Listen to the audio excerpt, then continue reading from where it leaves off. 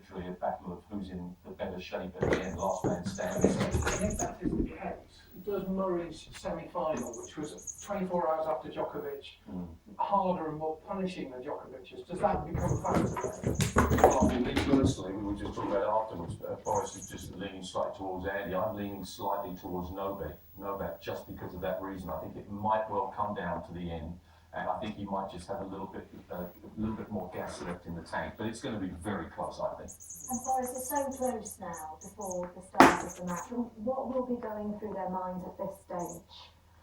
Well, Any insights? So it wasn't the worst stage if you're into a big final.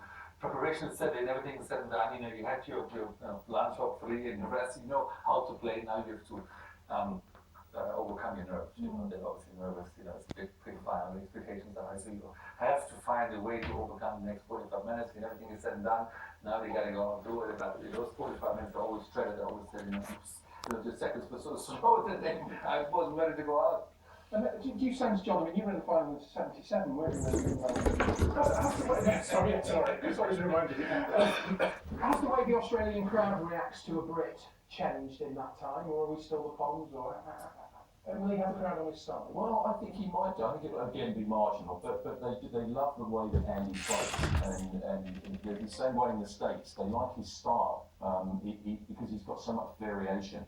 And he's always been very popular in Australia. I think he might slightly have the crowd in his favour, not as much as the women's yesterday, were very one-sided with the crowd, but I think he might have slightly the edge in that respect. Well, that's really interesting, because Djokovic is quite a favourite to Djokovic. He's made it his home, really, with all those names that he has there, hasn't he? He has, and they'll have a big following there, but we saw some of the clips today out there with all the guard, all the colours, so they're pretty famous at lot too. So I think it's going to be a great match. Just as a quick one, aside from all this, John, you've been involved with British tennis for many years. Boris, you've been an observer of it.